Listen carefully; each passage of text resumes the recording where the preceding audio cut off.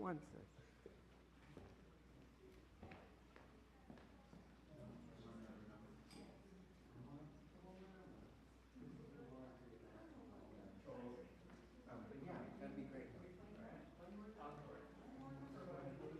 Instead of starting the program right now, I'll make an announcement, which is there is a water issue in the sanctuary, so they've turned off the water, and there is a restroom right over here, and it works, and the door is open. So, but there's a little bit of a line.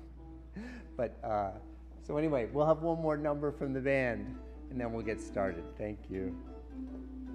Let's try Walking in the Park.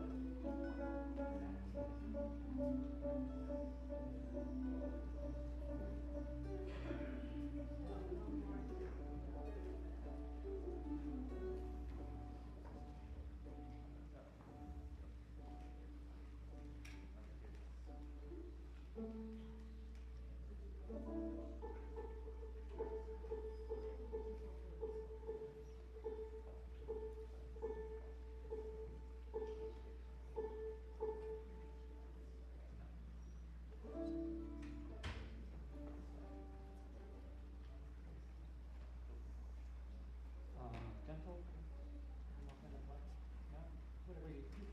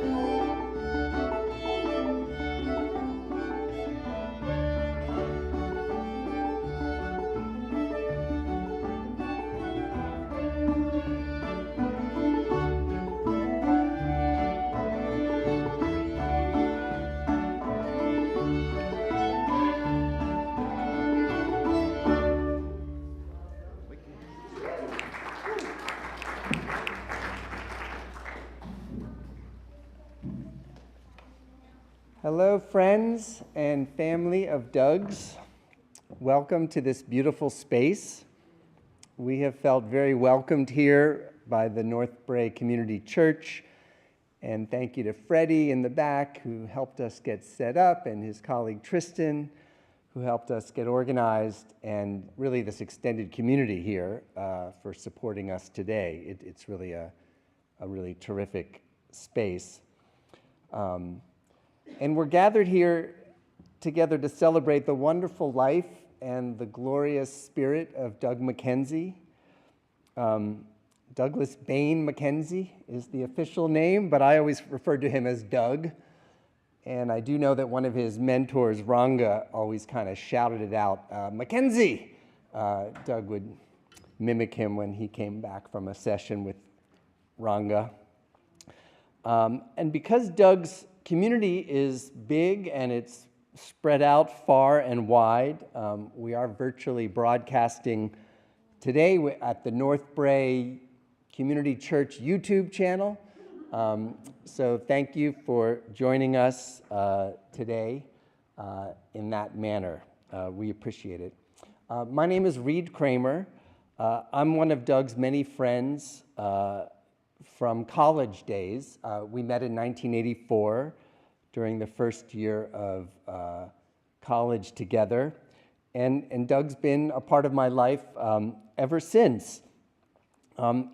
His circle is so wide and large and spread out and sizable that he's actually needed 3 commemorations across the country. There was a gathering in September at St. Albans School in Washington, D.C. There was a beautiful one in Haydensville, Massachusetts, in beautiful central Massachusetts in October. And this here today is the 3rd. I must say that the experience for me of Doug's passing has really been a shock and a real blow, as it has been for many in his community. And it's something I've just felt right in my core, right in my gut. And I can feel the deep hole of loss that is really this visceral feeling. And yet I also can share that I've continued to feel Doug's spirit and his presence and his essence just circling around me and others in the world.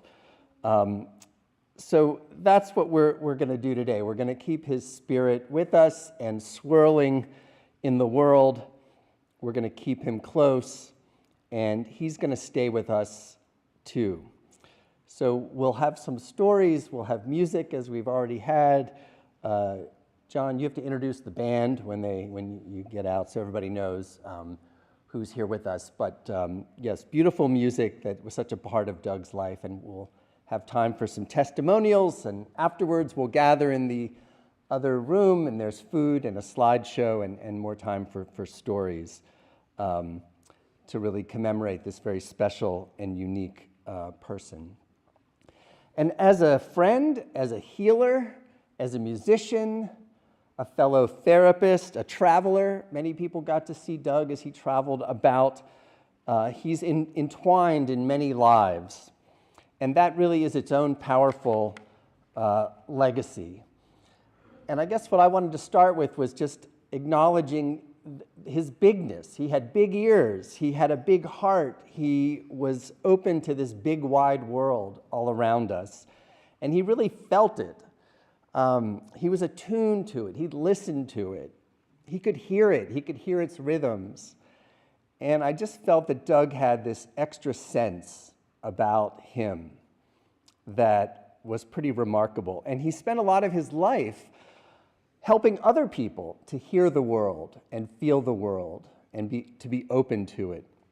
So that's one of the reasons that I've kind of thought of Doug in this bigness. And when I thought about him, this image of this big old elephant came into my mind, this wise old elephant. And it may be because he also taught me the elephant pose. Does anybody know the elephant pose? I think it's like this, and then he's like laughing when he's showing you, and that kind of hurts, but somehow Doug could do it. And yes, the elephant pose. And it's also, he reminded me of an elephant because with his wide circle of friends, it reminded me of the parable that might come from India originally or somewhere around the world of the blind people and the elephant, and the animal's so large that people are feeling different parts of the beast. So when they describe the animal, it doesn't seem to make sense until they really put their stories together and they're illuminated by the fact that they're all just looking at one or feeling one part of it. So that made me think of Doug too, and this elephant. And I think he did have many limbs. Somehow he had extra limbs in his life. They were big. And the whole of him may be elusive for any one of us to understand, but he certainly was greater than the sum of the parts somehow. He just, and he had a lot of, yes, different parts to him, and he touched many people and many different communities. So, you know, there's no task today of understanding him or trying to capture it all, reconciling things. We're really here today to appreciate Doug and his fullness of life in person, with his many facets. And I'm here to offer my appreciation that I'm so pleased that he was in the world, and he was in my life, and he was in the experiences of many. So thank you. He also reminded me of an elephant because Ganesh is the Indian elephant. The deity was one of my partner Sonia's, passed away a number of years ago, 2015, but it was her favorite, one of her favorite Indian deities. And Ganesh, I think, is the remover of obstacles. And Doug, in his healing and his approach, he was often a remover of obstacles for so many people. So he's kind of like my Ganesh. I've thought of Ganesh and I've thought of Doug. And I do want to evoke Sonia, who got to know Doug in college as well, and they bonded over many things, including the study of Carnatic music and their experiences in India together. And she's present too here today and would want to be here and valued her friendship a great deal with Doug as well, as do I, and undoubtedly so do you. So thank you for your presence. And we're going to start by hearing a few remarks by members of the world who knew him the longest, his family. So I'm going to invite his mother, Amanda, up to the podium to share some remarks with us. And then his siblings will join us as well. Thank you. Come on up.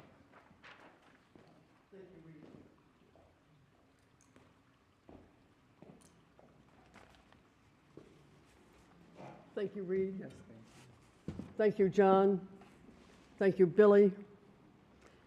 Those are the three guys. You're all everybody's been very close to Doug, that I know.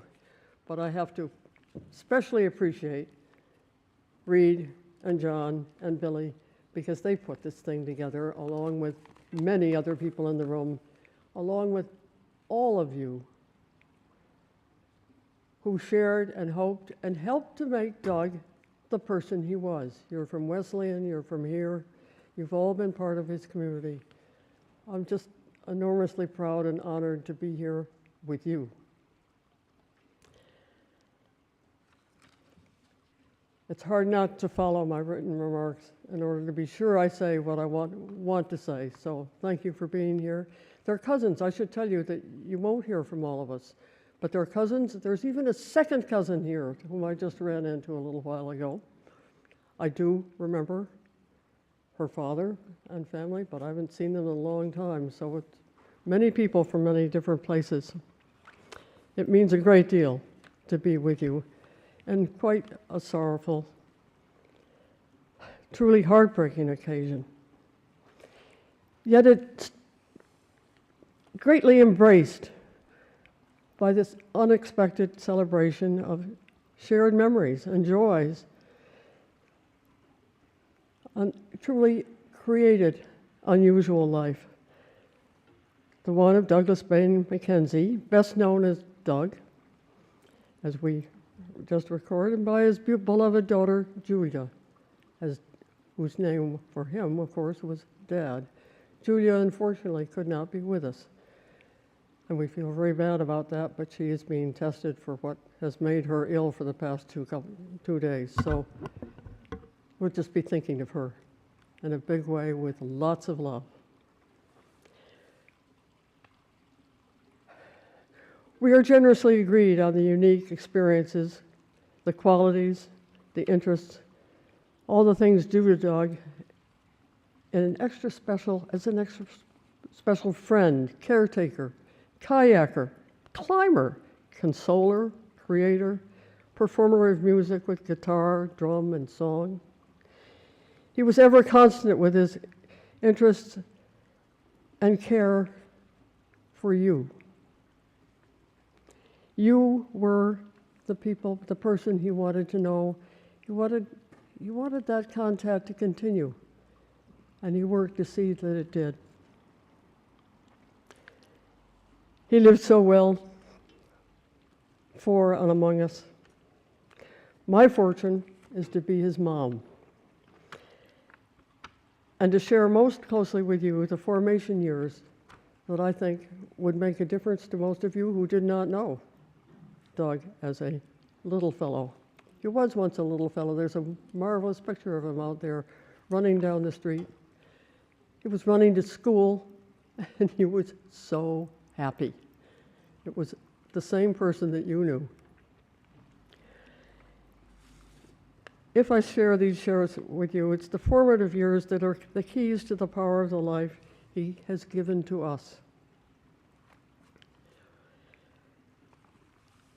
I recognize two fundamental things, sources for his early years at school, which was St. Albans on the grounds of the National Cathedral in Washington, D.C., open to all denominations.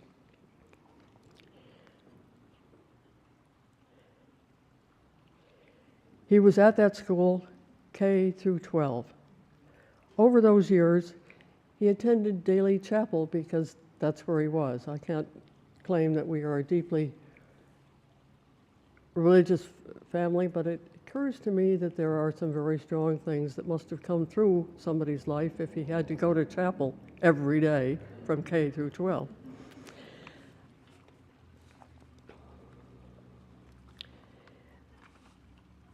There are repeated references that he must have heard from the gospel. And one I think we will all grab hold of is, where do I have it here? The body's growth in building itself with love.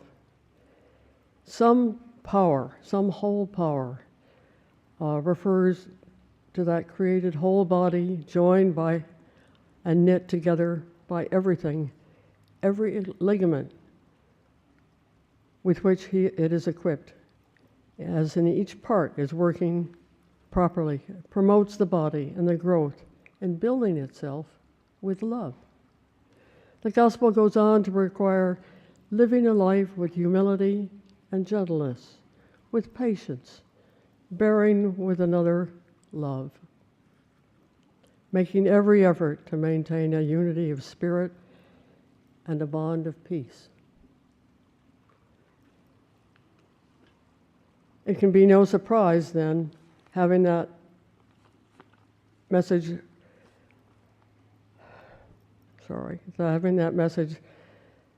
repeated in Doug's life when he met Bonnie Bainbridge Cohen, who I want you all to know is here today. Bonnie, put your hand up for me so I can speak to you. There you are. Oh, she's way in the back, but you can hear me because I want to talk about you. Okay.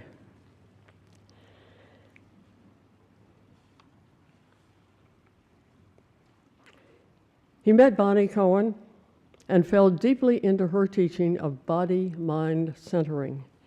He absorbed her teaching, her training, and an understanding of free and pure health by practicing how the human mind and body work together for full bodily health and healing.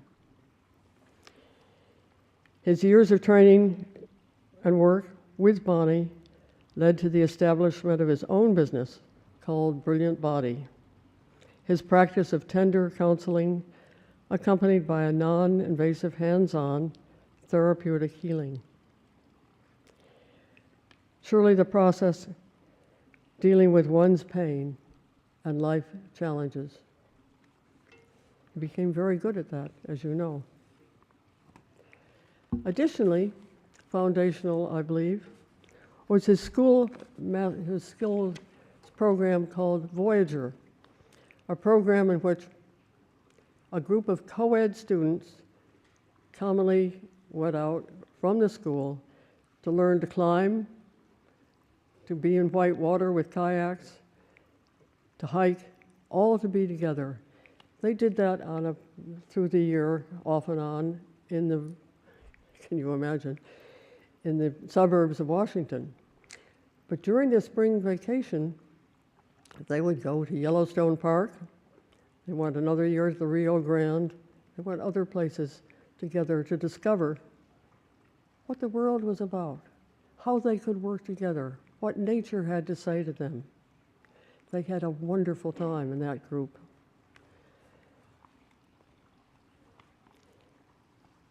The first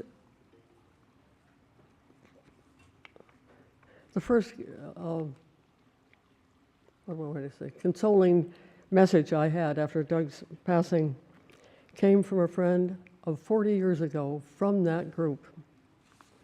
He wrote, he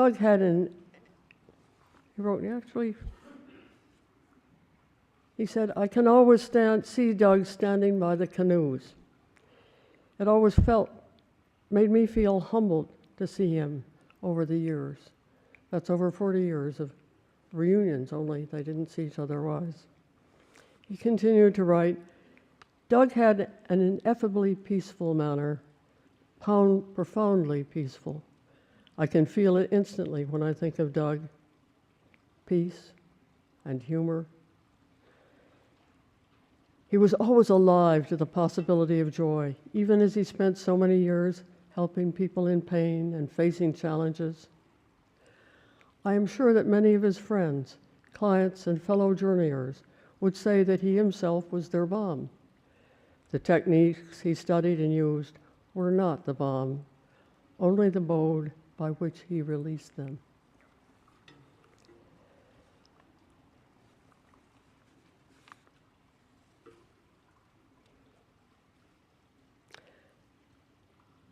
In those early years also, Doug played improvisational piano, piano jazz of the Keith Jarrett sort. Some of you will remember Keith Jarrett.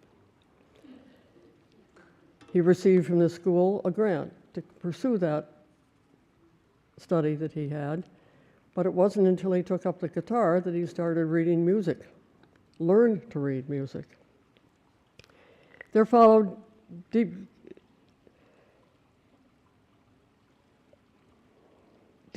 many communities he founded that you know that you're all part of. Here in Massachusetts, where he was for 30 years, and back forth in Seattle.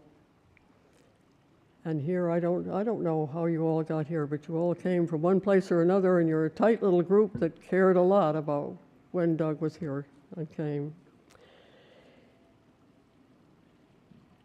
He also came to study, as you all know, Asian culture, Indian Asian culture,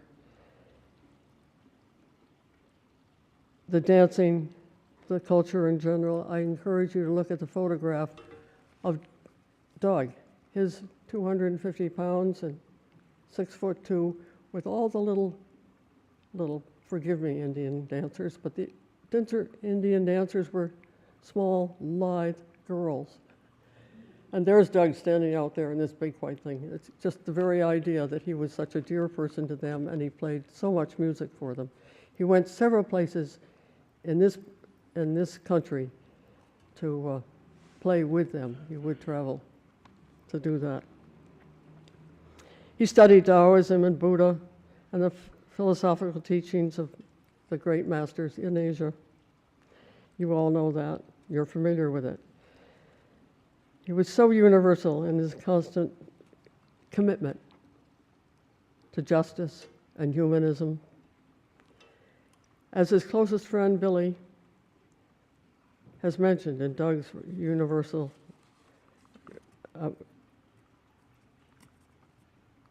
what have I written? Universal thinking. Billy wrote, I have heart that whatever he may be, that he is able to float with ease, like the skillful whitewater kayaker he was, utterly free from the limiting confines of gravity. Finally, a few of my thoughts about Doug today. I continue to see him walking in eternity, selecting paths, looking up and down into a deep woods, another open meadow, coming to a precipice and sitting down just thinking, listening, as he always did. Strumming his guitar, singing as he was. But perhaps today, he sat down on the precipice, crossed his legs, and started listening with his characteristic interest and his ever concern, wondering about us. He misses us too.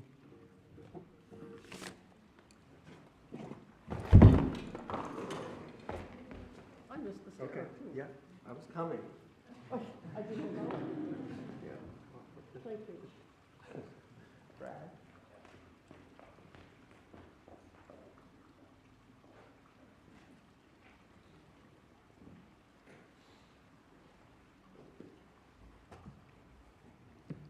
Hi, you all. Let's see what happened there. Would that camera be okay if I stood here instead? No? I'm gonna try to stand here. Freddie, you got it? You're up there? Okay, I think I feel a little more comfortable a little bit closer to you since being above you is. You have to speak up, Joe. I have to speak up.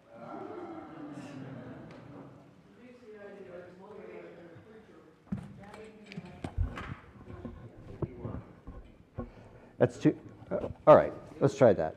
Let's try that.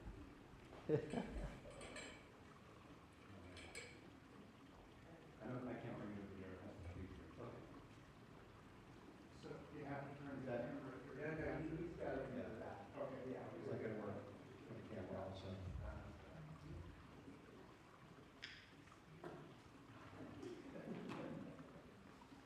Hi, everybody. If I asked Doug what 3 things he would want me to say today, I think he would say first, I forget.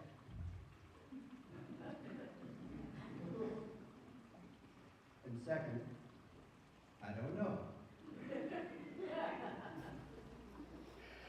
And third, do you know? Many of you will already know much of what I am about to say from knowing Doug, and you'll also know it because I, except for this sentence, said exactly the same thing at the last memorial and was encouraged to say it again this time. I feel grateful today. There are some things I want to remember at this memorial. We live surrounded by wealth and prosperity unimaginable even to our own childhood selves, and even more incredible to our parents and our ancestors. Thank you for your attendance here today. As beneficiaries of the abundant creation we employ to live and grow, it is wonderful that you are here. It is incredible that you can be here. We are inseparable from the light, energy, and matter that pervades us, that passes in and out of us, that comes and goes, perspiring and aspirating, gravitating and flowing into and through all of us. We live by grace at the beneficence of nature.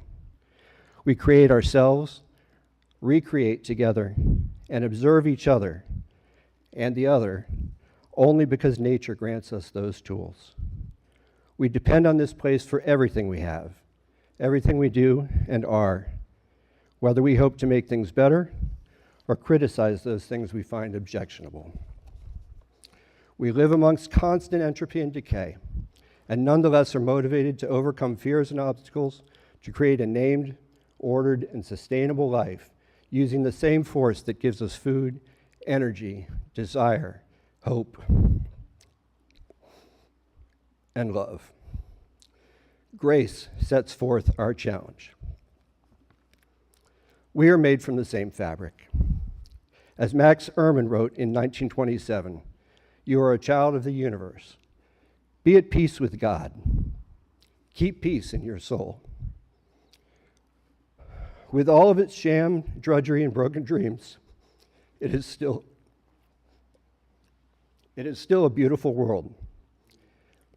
Be cheerful. Strive to be happy.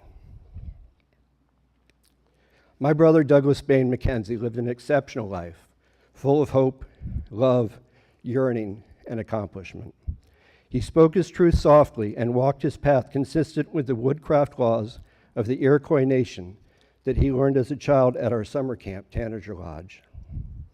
His explorations encompassed the entire spectrum of our understanding of reality, from nothingness to the infinitely small, to the sensory magnificence of nature, to the fantastic world of imagination, and from there to the observable and unobservable, conceivable and inconceivable aspects of our expanding universe.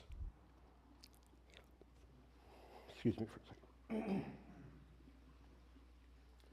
That's more the frog in my throat than the tears.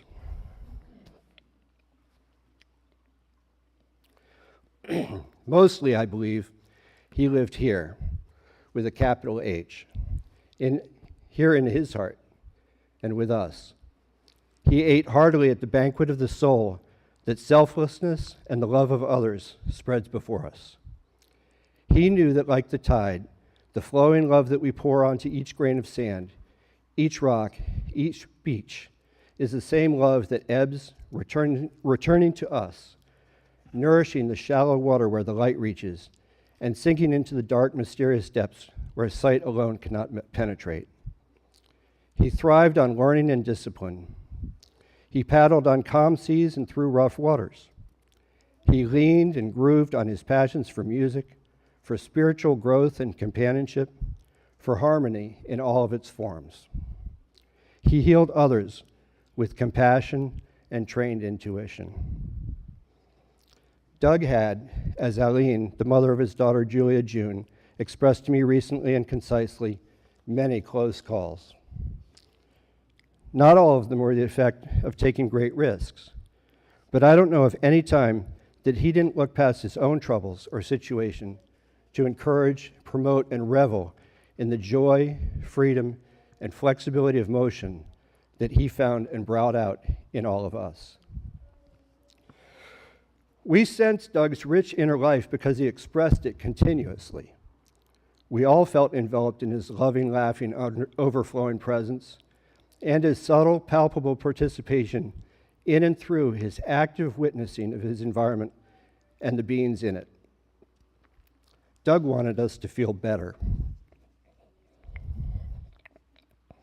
When Doug lost part of his eyesight, his perceptions, and ultimately his responses to the world changed also. While his ability to cope with parts of daily life became more difficult, he also deepened his focus and concentrated his effort on the things and people that mattered the most to him. In his last few years, he made enormous personal progress and discovered deep and new friendships. Doug didn't want to die. Instead, in retrospect, I feel like he began to live each day as if it could be his last. Not morbidly or desperately, but with an opening, an awareness, an attention, and a sense of love and joy that comes with fully embracing and moving with impermanence and change. Years ago, when my brother first returned from India, wearing a long white linen robe and a full beard, he and I spent a night in communion. One of the things he told me is that someone in India, and I can't recall the name of that person, had told him that this was his last life here. My interpretation of those words was that when Doug left this life, he could choose to return as bodhisattva, which he may have already been, or pass through the veil of samsara to nirvana. And I don't know whether he believed that or whether he clung to the idea, but in so many ways he practiced and prepared. He lived this life as if that projection were already true. Even in talking with you at this length, I can only give you a tip of the iceberg representation of Doug and the elephant. Both because he was so much more than I can say, and because, as George Jones wrote, and Emmylou Harris sang to Doug and me, and to you, beneath still waters, there's a strong undertow. The surface won't tell you what the deep water knows. Those lyrics poignantly continue. Even a fool could see that you'll soon be leaving me, but each and every heart must share but each and every heart must take their turn for misery. This time it's me, and I'll cry alone. Beneath still waters, your love is gone. When Doug left us, he was riding a creative wave, musically and personally. Even if Doug's life had been without hardship and pain, even if his life had only been composed of love, the joy of being, of healing and sharing, I believe he is now in a better place.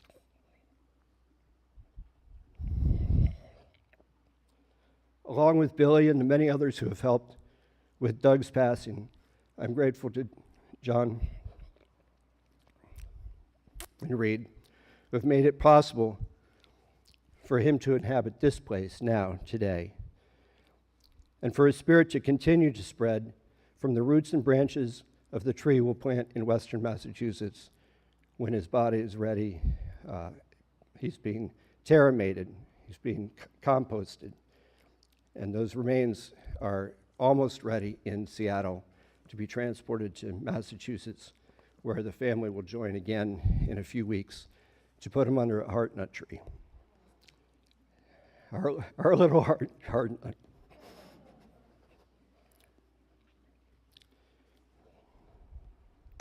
Thank you for listening. Peace be with you.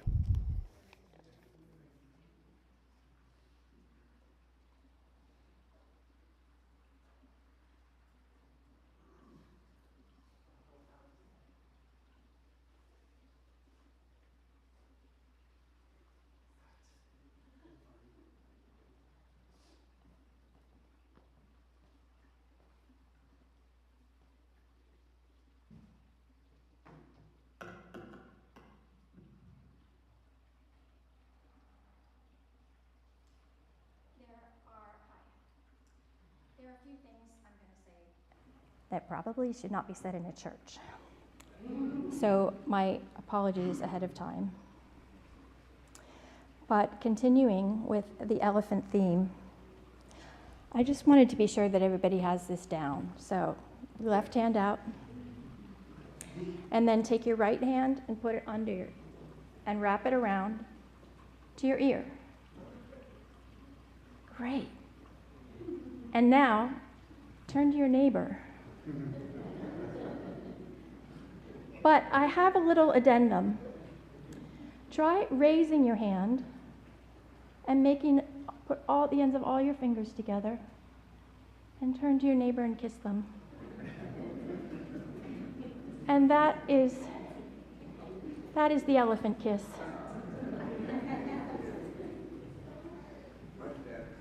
No, you got it going. When I went to stay with Doug in India, where he was for his junior year in college in 1986, he was 20 and I was 23. He studied a South Indian drum and the Carnatic ancient classical music tradition of that region.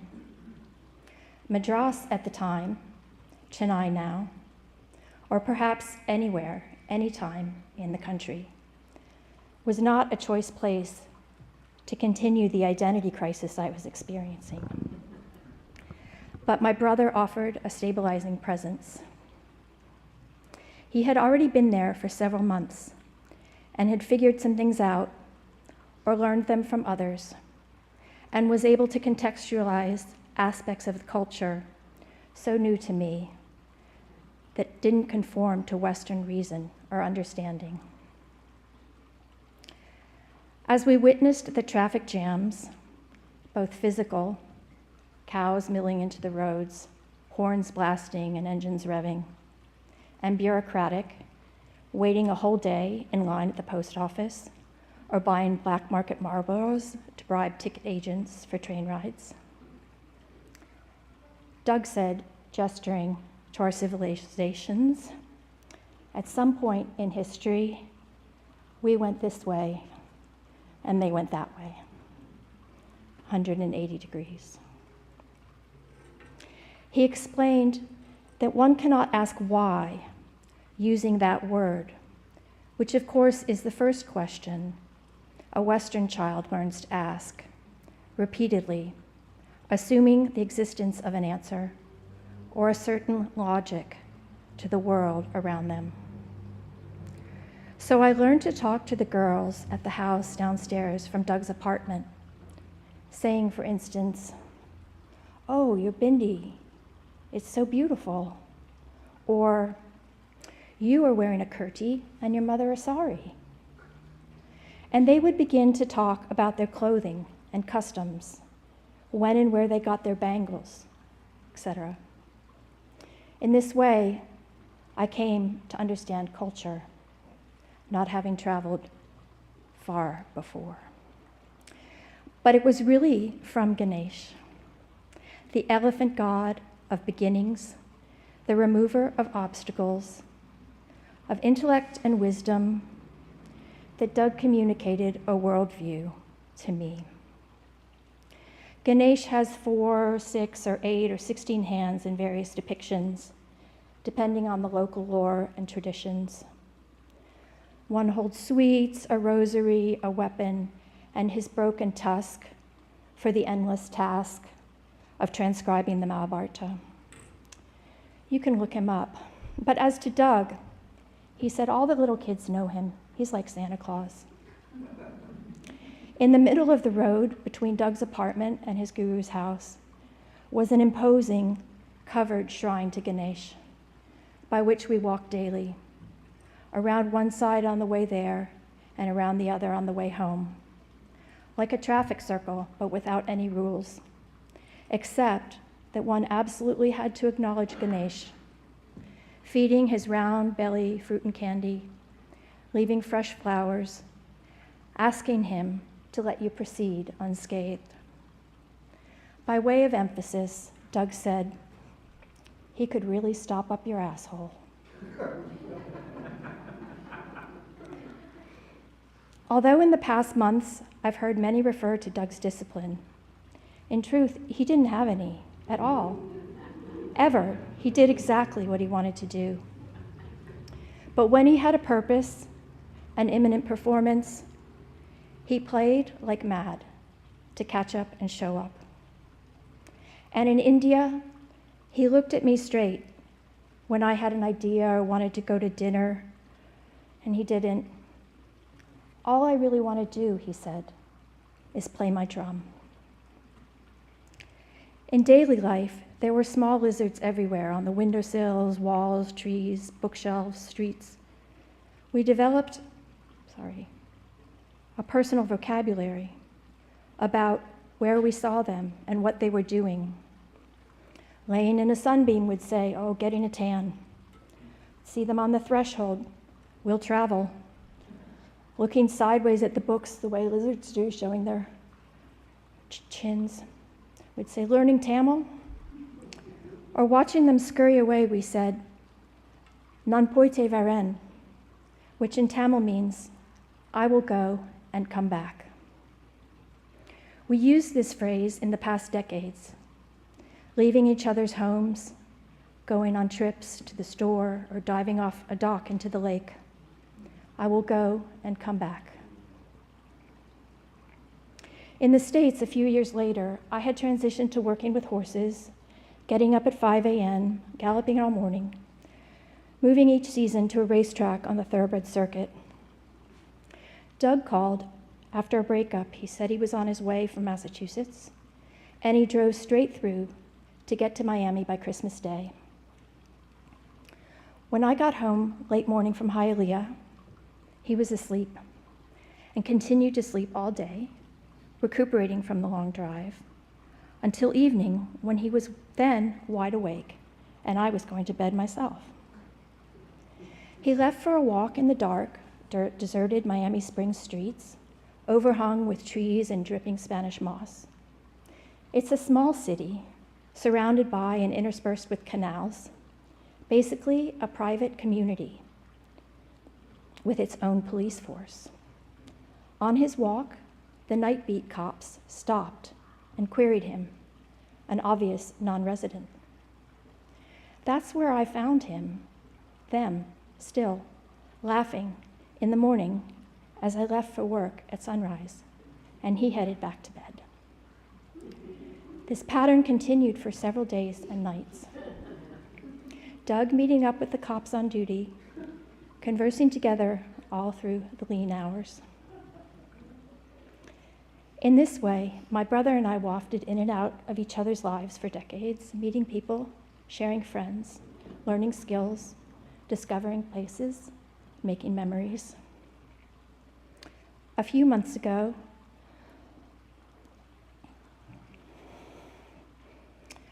on July 19th at 3 p.m., Doug did not say goodbye.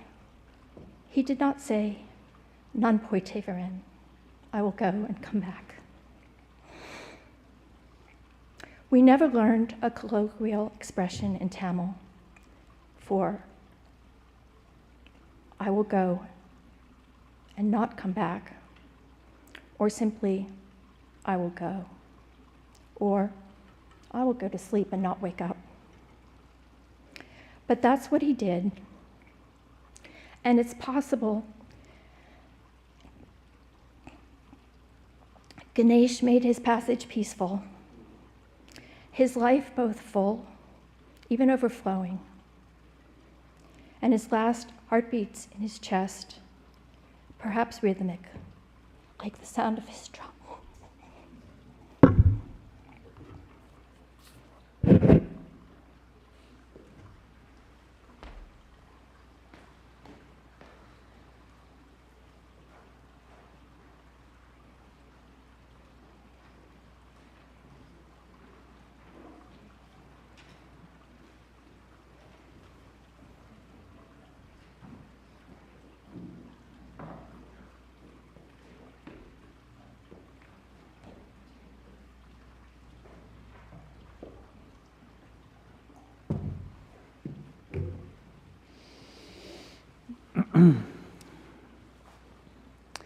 Just want to say my gratitude to be here, and thanks to the organizers, John and Reed, and in regards to the family and the friends who've all gathered together. Can you hear me okay in the back? Yeah. Try to speak a little more clearly. So I had the good fortune of being in Massachusetts for Doug's memorial there and was able to share a few words, and rather like Brad, I'm going to share some of those again for those who were, and some new ones for this special occasion and the specific people who are gathered here today. Forgive me for keeping to my remarks, otherwise I might cry. So, in the lyrics of one of the most iconic and yet obscure of Grateful Dead songs, where else could I really begin, known as Unbroken Chain, the great bass player Phil Lesh, who, as many of you know, also has departed us very recently, he coined the phrase, listening for the secret, searching for the sound. Doug adored this song, as he did Phil's playing and message, and the songs of the band, the many songs becoming this kind of quirky communication that he and I shared over our many years. This particular quote has an exhortation in it, listening for the secret, searching for the sound, that I feel really sums up Doug's way in the world. Doug was in all ways and always a searcher, a pilgrim, an itinerant wanderer with an ever keen and inquisitive mind, always listening and in search of knowledge and wisdom that would better himself, and in doing so, augment his capacity to give to others and to the world. When I feel into the qualities that Doug carried in his heart, I'm reminded of his kindness, his compassion, his generosity, and, as many born under the sun sign of Cancer, his deep caring. All of us assembled here have had a uniquely different experience with Doug, but we can all agree that at his core, he was one of the most loving, attentive, and caring souls that we've had the good fortune to know. As for me, a 40-year tapestry is too long in its woof and warp to unveil and unravel in these few moments. So a few anecdotes of our life together will have to suffice to to share a quality of my time with Doug. As some in this room know, Doug and I were placed together by cosmic design as freshman roommates in college. And I have strong memories of our time in Wesco where when Doug brought to the room a drum that I had never seen before, and I had the good fortune of being present when I heard the first dom, dom, dom. And as we know, it evolved quite extensively from there. Our first outing from Wesleyan together, we went to my family's lake property in Connecticut. It was just a normal autumn day. We decided to pirate my father's canoe and go out into the lake in the middle of the night, as naturally one would do with Doug. And we saw the Northern Lights. Unexpectedly, we're in Connecticut, it's October. We had a feeling in that moment that our life would be repeatedly blessed with magic. And it was, in more ways than words can possibly convey. In the same year, I decided, as a fledgling Grateful Dead head, that it was my time to follow the band to the West Coast. I procured a 1971 Volkswagen bus and set off to California with some friends who are in this room. On the way back east, while traveling through the Hopi mesas, I figured, well, the road is really flat and really straight. Maybe it's safe to give the wheel to Doug. That was a bad idea. We all know that despite his brilliance, he was prone to a certain, shall we say, absent-mindedness. So while trying to put a cassette into the player, this bus veered into a ditch, and in his panic to save the day, he turned the wheel back onto the road, and doing so tripped the bus, which rolled over 1.5 or 2 times, miraculously landing on its wheels facing the other direction with nobody injured in the bus. Doug felt so bad about this experience that he promised he would give me a new bus someday. And it became part of this theme in our lives that he would someday give me a bus. Well, it did happen. When I cleared out his studio, his apartment after he'd passed away, I found a toy VW bus about this big. And it had peace signs on it and flowers, and I looked at Julia, and Julia looked at me with her big teary eyes and told me that Doug had intended to give that bus to me. That bus now lives on my desk, a reminder that despite his sometimes absent-mindedness, he was always, often in inexplicable ways, good to his word, a testament that he was a man of mysterious yet steady integrity. And then a few months later, a winter night in Middletown, Connecticut, where the reservoirs had frozen, we decided it would be time to go for a swim. So we drove my little Volkswagen Bug that my bus had turned into after it rolled, that's a whole other story, and drove down to the shore of the lake and proceeded to pick up large rocks and throw them into the ice in order to make a hole big enough for us each to go into, which we did. And who else would choose such an activity to experience the exhilarating immediacy of having a living body in the world of the 4 elements? I also had the good fortune of kayaking with Doug once, this time in the San Juan Islands. We were on the search again, this time for orcas.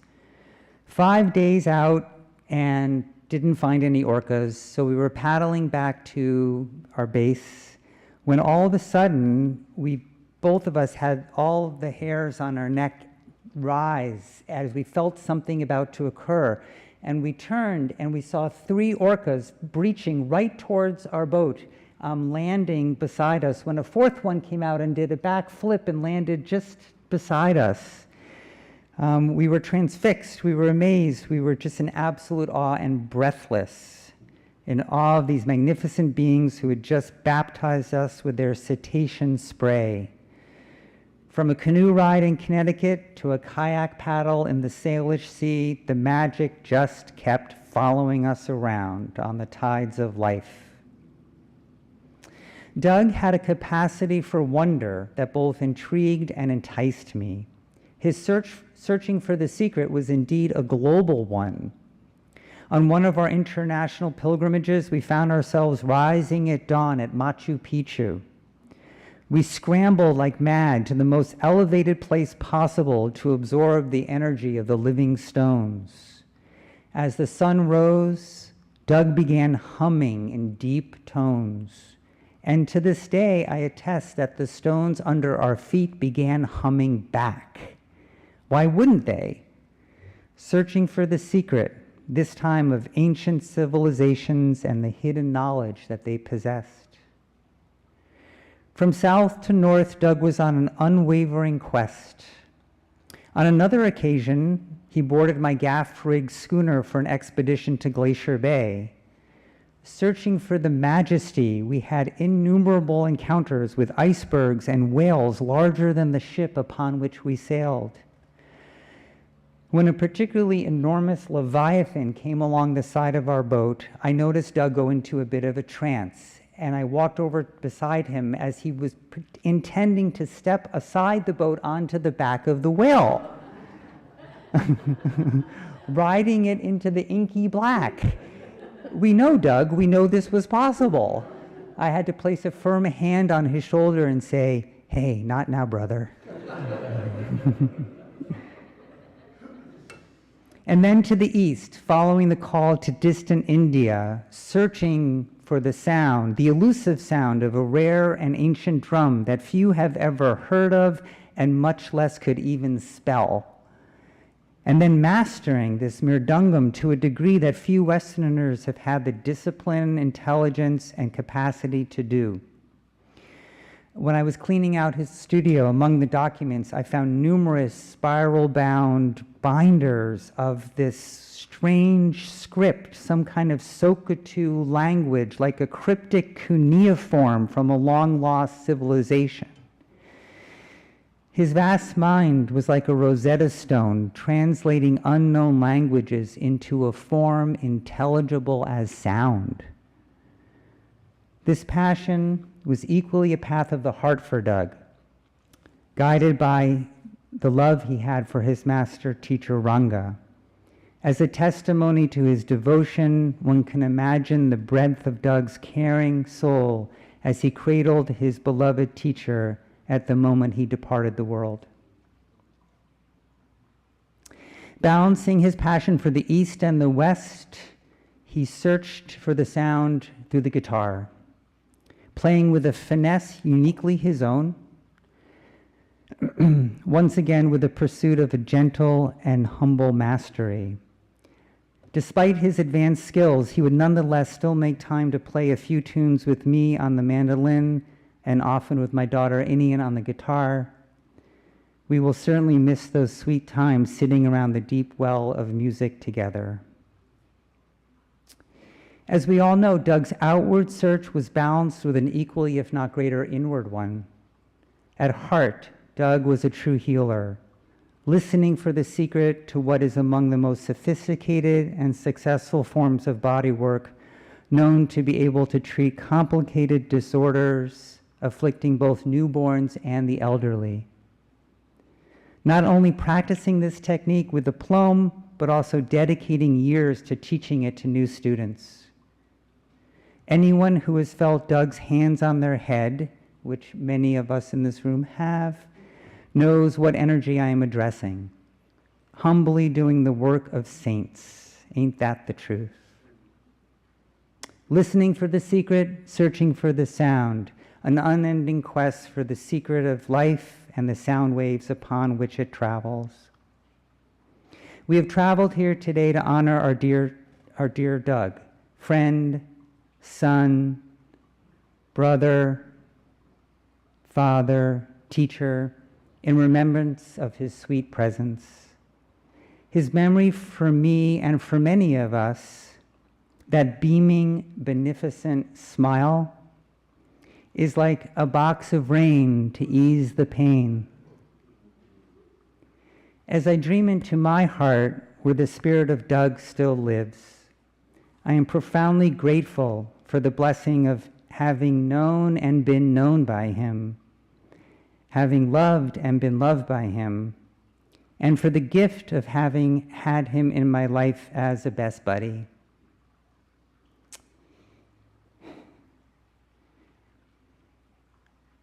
I believe that it is true for all of us that both his benign presence and now his stark absence has had a profound impact on our lives.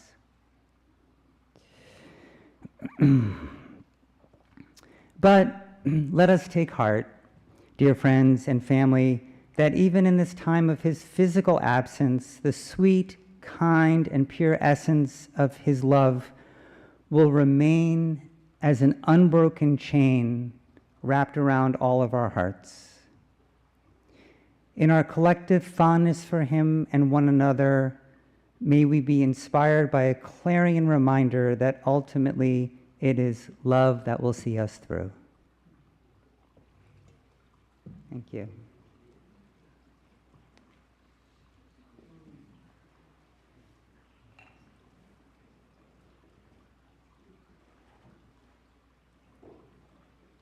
Oh, and just a final closing word. I had a bottle cap show up as I was thinking about Doug.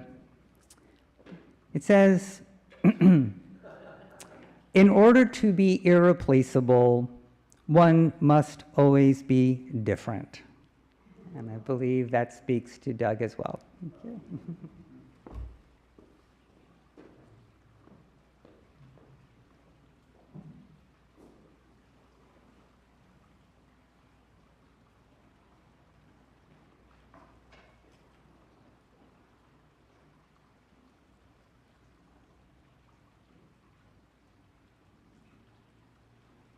One Jessica wrote, it's called The Long Haul.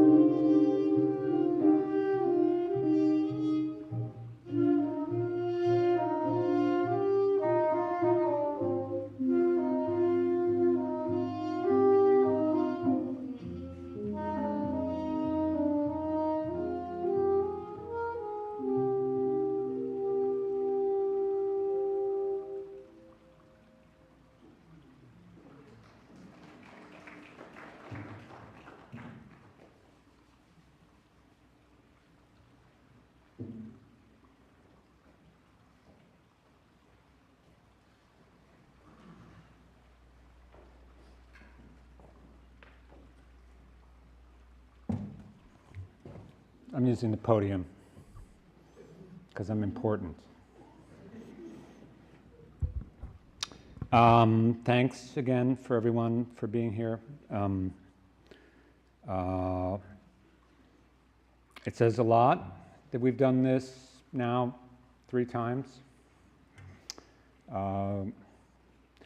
It says, of course, that there are lots of us facing the same terrible gaping hole. And it says that we are spread out in all kinds of diverse communities that Doug curated.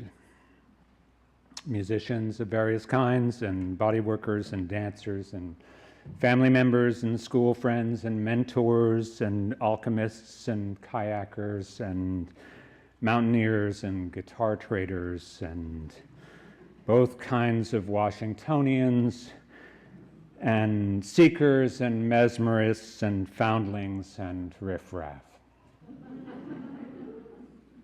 All of us know each other a little bit through Doug's inquisitive and generous and wise and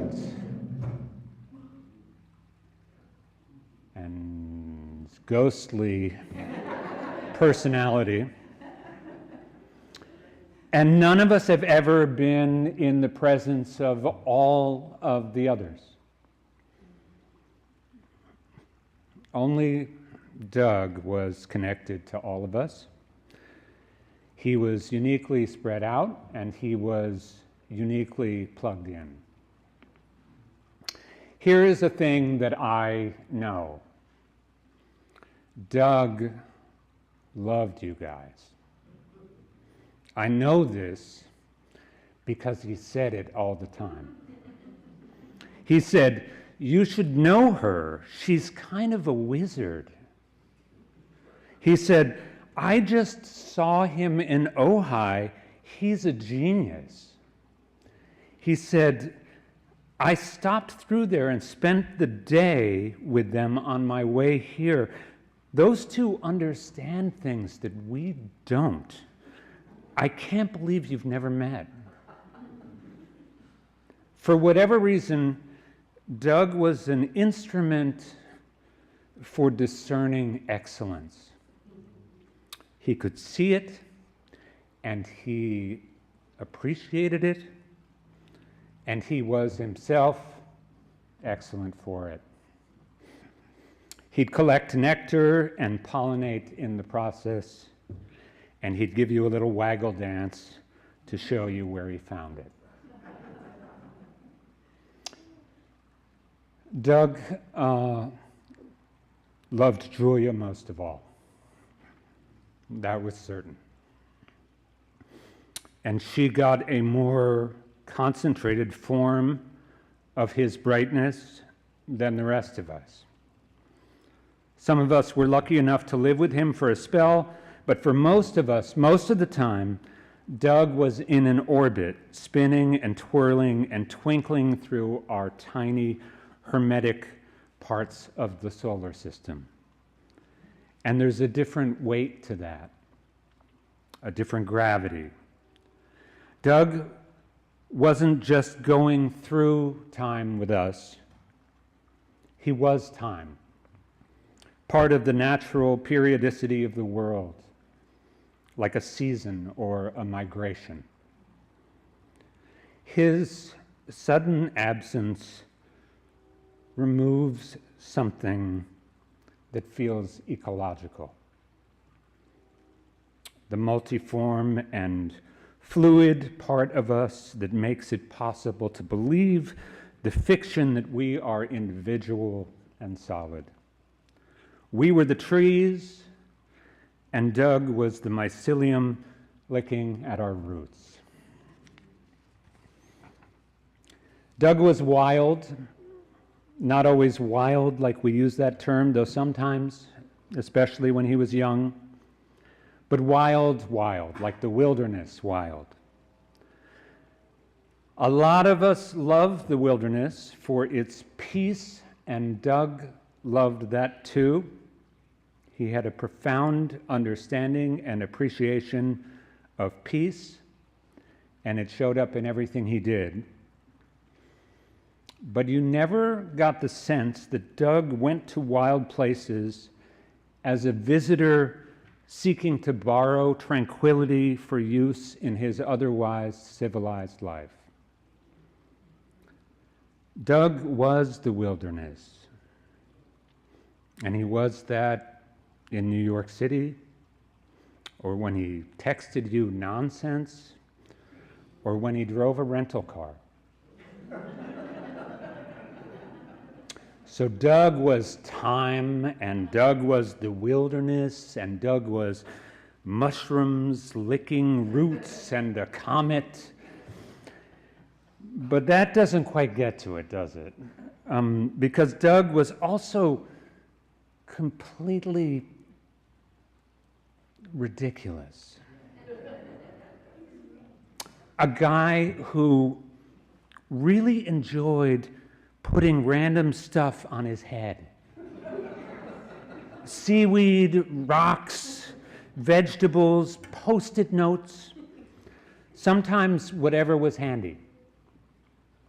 As he got older and the display his head provided became larger and more pristine, this habit got more pronounced. I once had lunch with him at a sushi restaurant, and he spent the entire meal sporting an enormous flower bloom stuck to his shiny pate with a giant wad of chewing gum. He loved to play, and he was irreverent. If a joke didn't land, and lots didn't, he enjoyed staying in the awkwardness of it, letting it linger a bit, like a bad smell. There was a face he made that I can't do that said, "Here we are in this." Doug was fascinated by balance, how it works in bodies and in sound and in life. And he perched his wisdom on dad jokes and cheap puns to see what held and what fell. Sometimes the stacked cairns would get tall, and sometimes they'd tumble, and he watched how they toppled. He texted me last year that nothing really mattress anymore. He randomly Venmo'd me $1 for rotator cufflinks. He informed us that his full name was an anagram of diagonalized mung bean. On a popular social media website, he asked, "Why do some things happen and not others? Please give specific examples." Once, back in the days before recycling was widespread, I came upon him flyering our campus with the slogan, "Throw it away?" ? "The earth is round!" ! I think about this all the time. It is maybe the most profound hunk of environmental wisdom I've ever encountered. Doug's irreverence and wisdom were inseparable. And the key to understanding was that they were backed by devotion. He was a devotee, a true disciple, a dedicated student.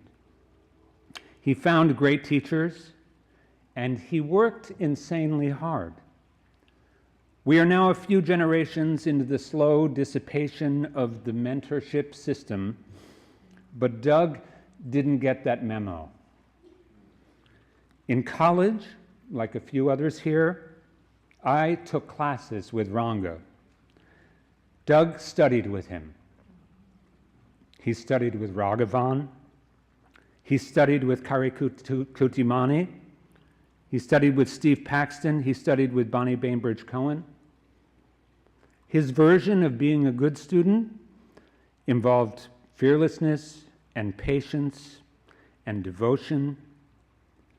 And when he came upon someone who knew what he wanted to know, he went to them and he learned.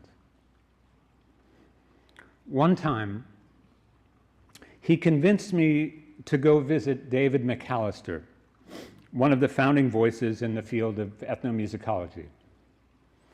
We'd both taken David's Native American music class years before, and David was now quite old and long retired and living in the Berkshires somewhere.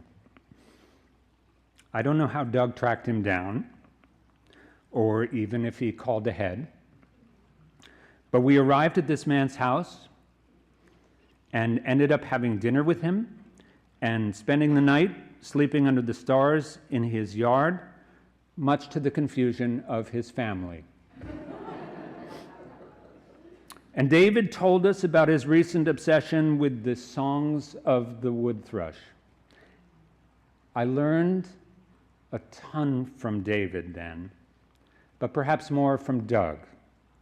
Doug knew where to find the people who could teach you stuff. He revered such people. But that reverence wasn't shy. Doug's humility was honest. It wasn't insecurity dressed up in a hair shirt. And it wasn't governed by politeness so much as kindness. Last thing. My favorite thing to do with Doug was anything involving music. Doug had a very special gift. He had technique from all these different traditions: classical guitar, chord melody jazz, South Indian, and a palette that ranged from the avant-garde to classic rock. He played like he lived, with honesty and grace and reverence and humor and fearlessness and a commitment to supporting whatever needed supporting. He had a keen ear for when musicians were really listening to each other. And he loved listening, which is another way of saying paying attention. A large portion of the voice memos recorded on his telephone are the sounds of frogs and birds and wind. I want to end with a call and response, because I am in the pulpit, of something I heard from Doug many times. This is some real church stuff. So I'm going to have you repeat after me.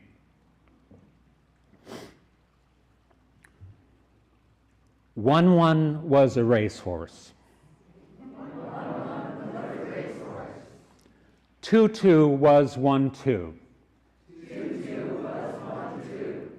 When 1 racecourse. 2 1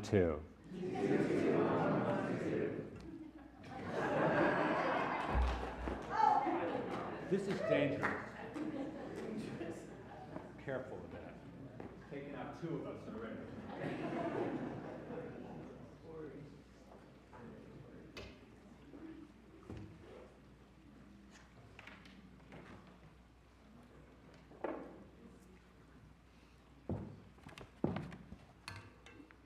Hi, I'm Tyke.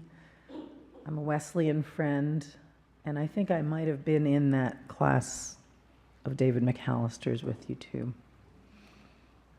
And He's a good person to invoke because this is a Navajo prayer, and so thanks to the Navajo for this. In beauty may I walk. All day long may I walk. Through the returning seasons may I walk. Beautifully will I possess again, beautifully birds, beautifully joyful birds. On the trail marked with pollen may I walk. With grasshoppers about my feet may I walk. With dew about my feet may I walk. With beauty may I walk. With beauty before me may I walk. With beauty behind me may I walk. With beauty above me may I walk. With beauty all around me may I walk. In old age, wandering on a trail of beauty, lively may I walk. In old age, wandering on a trail of beauty, living again may I walk.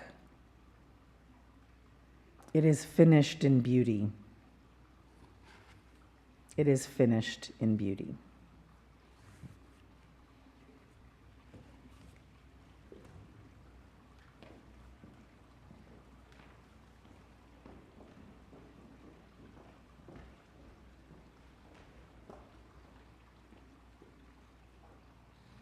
Hi, I'm Sarah.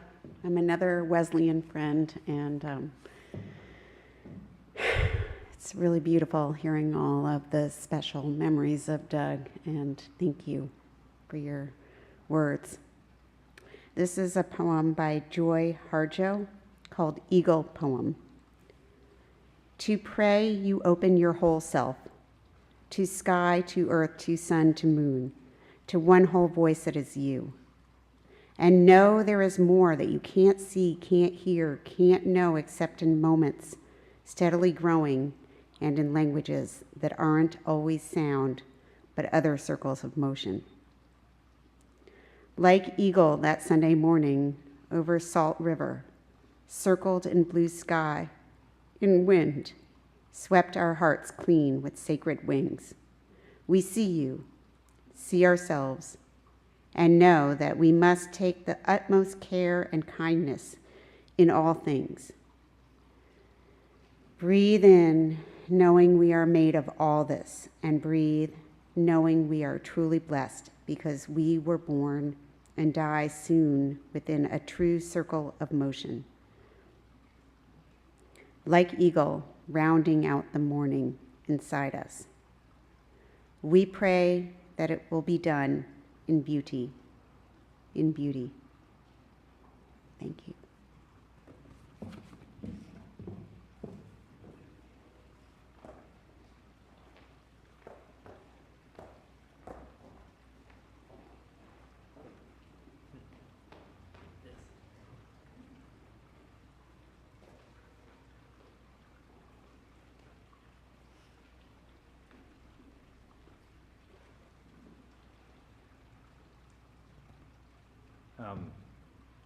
Another friend of Doug's from Wesleyan, and rather than talk myself, I wanted to play some of Doug.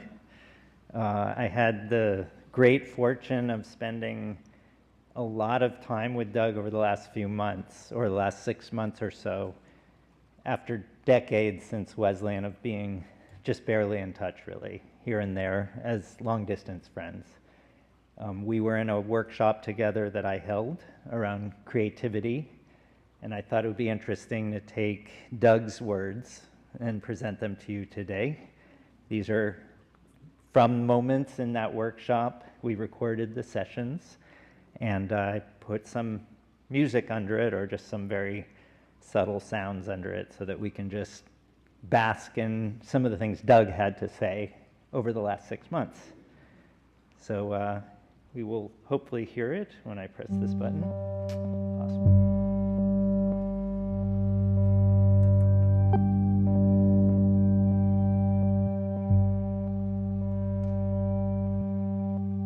like it's both, we're both being nourished and we are the nourishment. So it's kind of like thinking like the fish bowl, you know, like I'm the fish and I'm swimming in water. I don't know what water is. Or maybe it's the whole ocean. Creativity is kind of miraculous, but in a way it's sort of simple for us because it's life. It's happening. We're not in control of it. It's happening.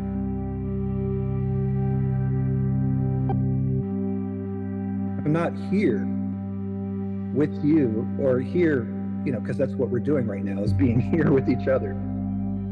If I'm not fully here, then I'm missing, right? There's this foundation that feels like it's kind of everything.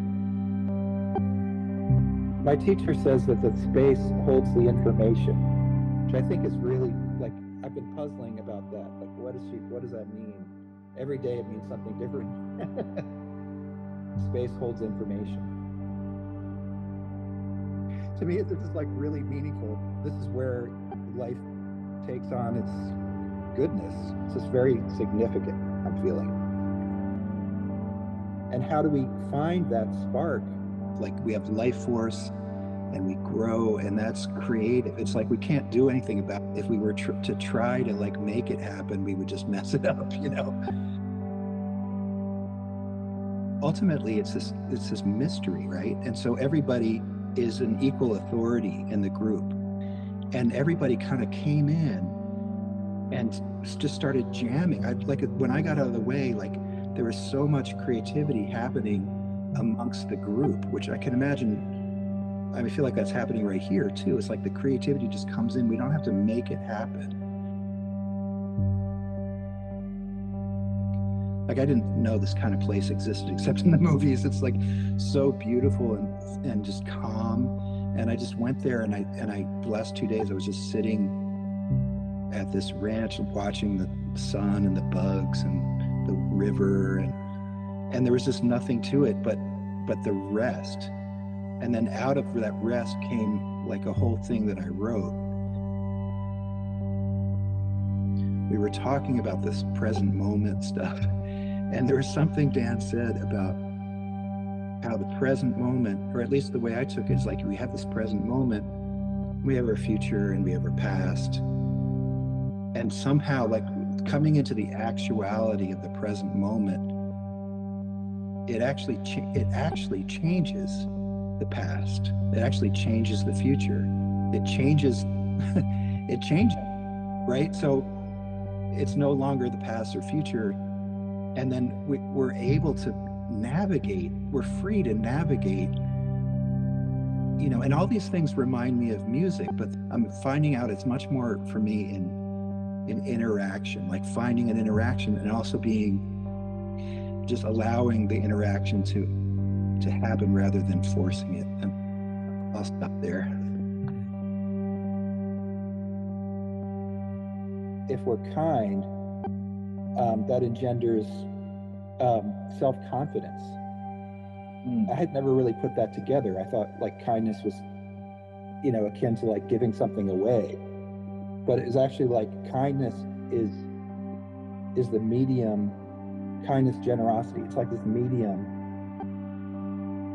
It's like a wellspring. It's like it's a place where we grow, you know, in a positive way. So I was just thinking about that in terms of thing, just because there was that awareness of what was happening, you know, and this is just reminding me of that's really all there is just, maybe that's the whole thing, is just to notice. Thank you all for this. It's getting me.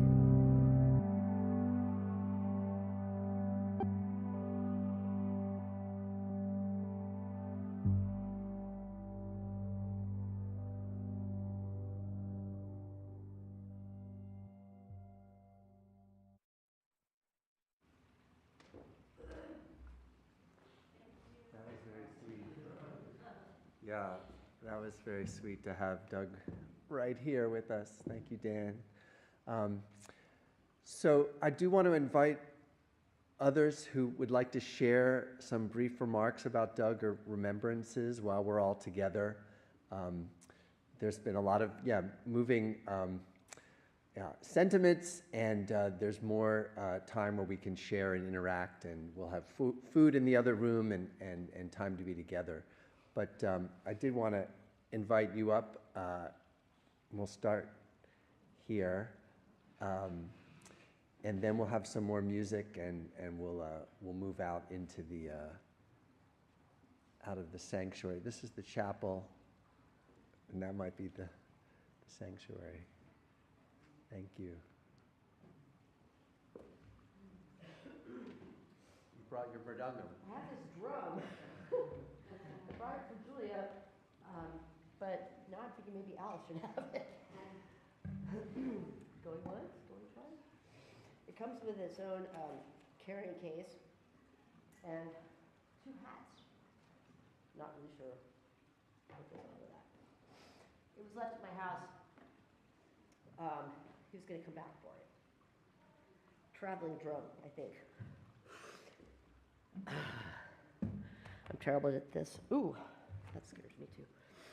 Let's see if I can. Hopefully you'll put up with me. I really should have edited this more, but there was just too much. I don't remember when I met Doug. I have no memory of that. But the first memory that I have of Doug is dancing class when I was 11 or 12, and it was 7th grade, I think. And dancing class, if you guys don't know what that's about, it's grooming for the elite social construct, I guess. I was all in at the time. I had been properly groomed, and then there was one day of dancing class where Doug showed up. Behind us, I think, there was plate glass windows, and he was jumping up and down. He had ripped up jeans and either a tie-dye or a Grateful Dead t-shirt on. It might have also been ripped up a little bit. His hair had been growing out. I knew who he was, but I didn't really know him yet. And he was jumping. He was trying to get everybody's attention in the dancing class. And it was dark, and I really think that he was trying to get the attention of his friend Mark so that they could go out and play. And I feel like there's a lot of themes this evening. The play, the wanting to play. It was rebellion. It was, but it wasn't really. He just knew how to be authentic, and he wanted to teach us all, I felt. That's the word I got. It was my first introduction to, I guess, the questioning of authority, anarchy, authenticity. I don't think it ever occurred to me to question dancing class before. And then there was Doug. And he was behind us trying to get our attention. He was ducking behind bushes and stuff so the teacher wouldn't see him. And he finally got into the building, and he was short then, and there was a window on the door, and he was just jumping up and down. And his face was just grinning. He was so excited to just be there. I kind of think he might have been caught, but he might have gotten away.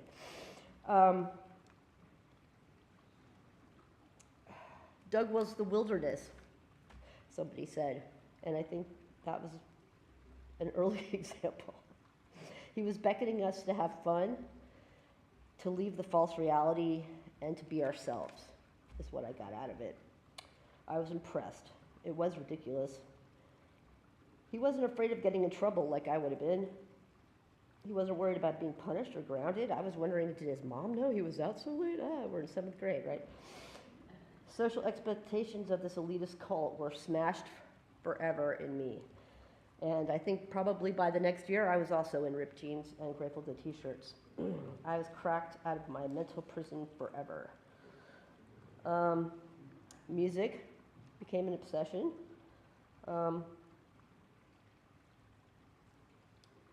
Doug introduced me to the idea that change in perspective could change the world, which is that kind of absurdist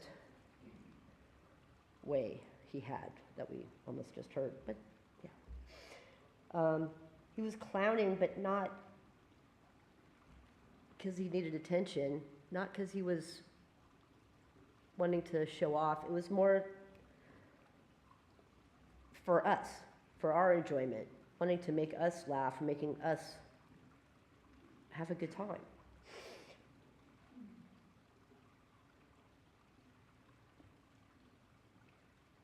Doug was always questioning, always reframing, so smart. And looking back, I also think he struggled hard to maintain the innocence, the childishness that he wanted us all to enjoy. You know, as you grow up, suddenly you have bills to pay. Ideas, fascism, whatever, kind of, you know, can bum you out. I think he was really, really wanted to not be bummed out, or not have us be bummed out, more likely. It doesn't mean he was stupid or naive. It just means that he really cared. He wanted people to feel good about themselves.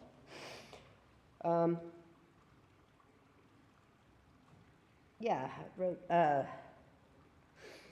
he enjoyed the awkwardness, as was mentioned.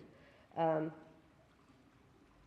innocence of not being worried about what people thought, that it was okay to see what would happen. Kind of a sort of a creativity, but it wasn't always compatible with the status quo success metrics and the capitalist institutions that end up facing us. Doug's genius was that he found a way to earn a living doing something that he felt was meaningful, and that kind of combined all the magic, the mysticism, the love, the community, and the music, really. When he told me he was Kissinger's personal healer, I couldn't believe it. That was just crazy. He had a joke that maybe some of you guys could remember. I won't tell it because I don't remember it properly. But he told me, well, that Kissinger said something to him about, you know, touching his legs or massaging him. And he's like, no, that's your ass, sir. Like, I don't, somebody else probably knows exactly, but it was Kissinger. Oh my gosh. Okay, back to the absurd. And that's Doug. I don't know if you ever, we never talked about the Church of Bob or the Dobbsian doctrine of committing oneself to slack. But I feel that Doug would have been a prophet of Bob Dobbs and the Church of Bob. Slack being the goal. It could be a life path, but that would be too much work probably. I kind of feel that he stayed back east for too long. I think that the way he was going and the way he was thinking was a little bit repressed. I think out here he could have maybe, he would have just had the support or the openness or the acceptance, I guess, of all the things that he was interested in and wanted to do and was curious about, that maybe he didn't get back there. It's more flexible and therapeutic and sort of all-encompassing environment out here. It allows for contradictions and encourages authenticity, and he was all about authenticity, and he was definitely in contradictions. He showed me that life was lived in the gray instead of black and white, and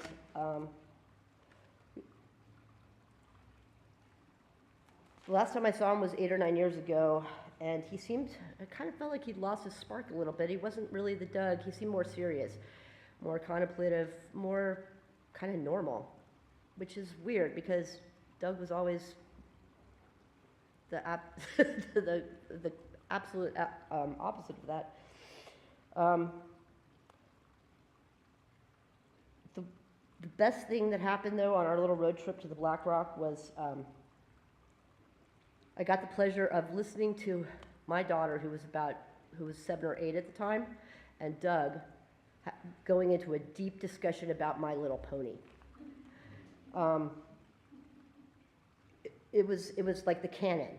He knew every name. He knew the whole history. He knew how their relationships were and what, like situations were, like what troubles were coming up for these ponies. My daughter is not, even now, she's not that articulate about all the complicated things in her head. And Doug was patient and knowledgeable. And those guys talked for probably an hour and a half, which was about My Little Pony, because friendship is magic. That's when I knew. I'd never met Julia, but that's when I knew Doug was an amazing father. I could just tell. He had sort of found a place. He loved his daughter so much. He was into her, to everything she was into. Otherwise, how would he know all this about My Little Pony? It kind of got him back to the innocence and the curiosity while being a dad and being an adult too. Like he could play. He could play with his kid and enjoy and inspire, and that's where you should be right now. I'm almost done.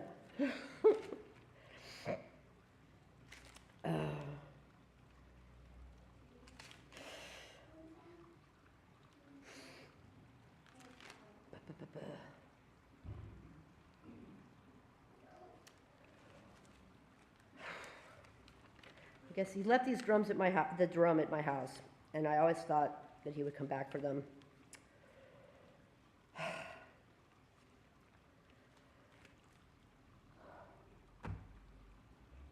Maybe he didn't need it anymore.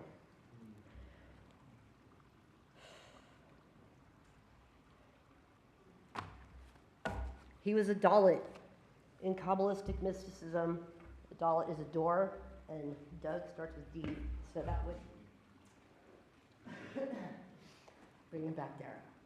I wish I had time to edit, because I feel that was really mushy. Thanks for listening. And I do have a drum. I need to away.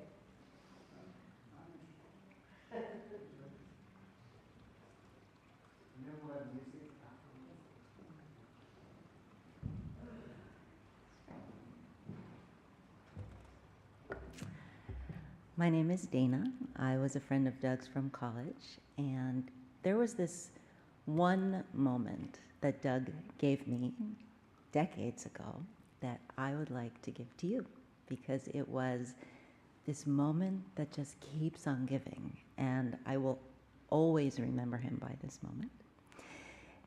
We were housemates at the time, and we were sitting around one day like, what should we do? And we were like, there's a tennis court over there. So we decided to go play tennis. And we were playing tennis, and then Doug says, let's play with our left hand. So we did. And ever since then, every time I pick up a snow shovel or a garden rake or a brick that I'm adding to a wall, I do a couple with my right hand, and then I do a couple with my left hand. And I think about Doug, and I feel like it's really good for my brain. And recently, I met a new person recently in my life, and who knows Doug, but this was when we first met, before Doug had made his first appearance, and we were playing Frisbee. Someone who's a good Frisbee player. Randy, right? Good Frisbee player. I'm not a great Frisbee player, but we're playing Frisbee, and I said, let's play with our left hand. And I got this look from this ultimate Frisbee player, like, what? And now we play with our left hand about half the time. And it's just a thing that we do. And so I wanted to give that to you. I hope that you will try it. It's really fun.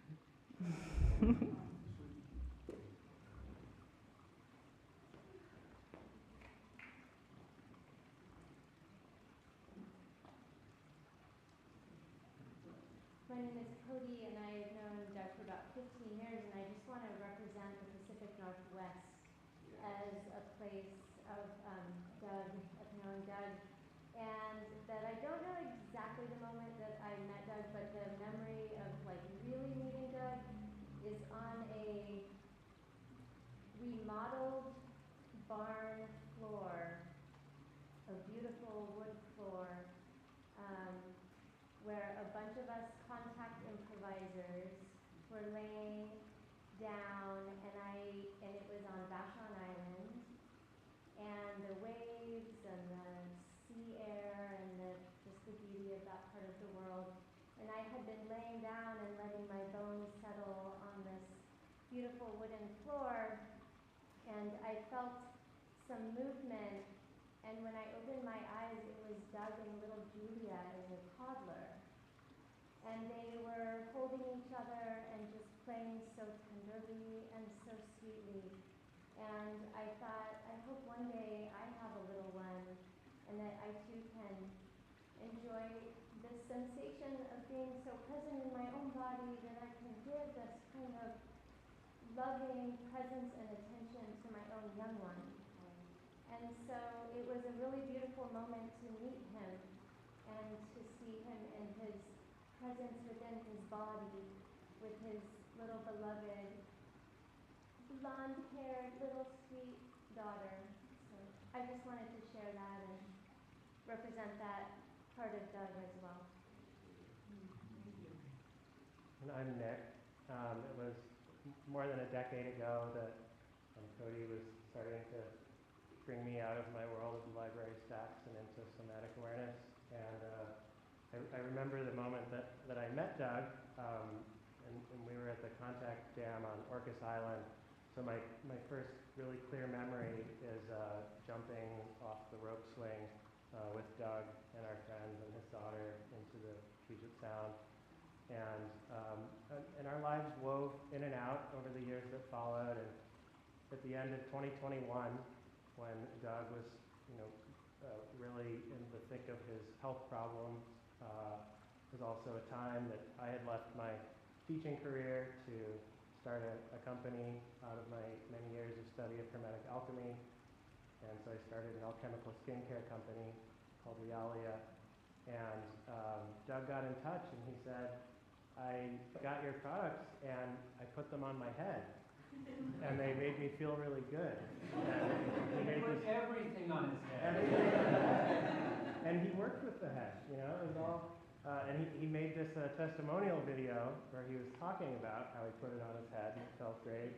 And then he got out his drum in the video and he starts playing the drum and his head starts beaming different colors of light filling the screen. You can still watch it on the website.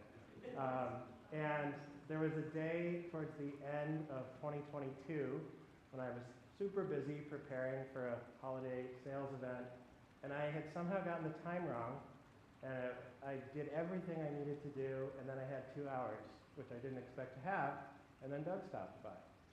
And we sat together on the couch, and we talked, and within a matter of weeks, Doug had become an integral part of the company. And Doug and I were in the trenches working closely together right up until the moment of his passing earlier this summer. And I feel a sacred mission in everything that we do going forward and in the purpose of this work to really embody the healer archetype that Doug was and is. And I just feel so honored and grateful to have been a close friend of Doug's, and also that Doug is himself woven into the fabric and the DNA of what I'm bringing forward into the world. So, and it's through Doug that I know everyone here, and thank you. Very grateful. Thank you.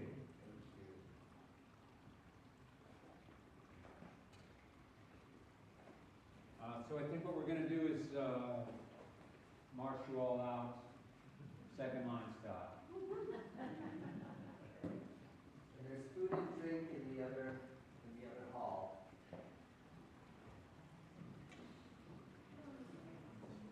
It's called the Owl Call Blues.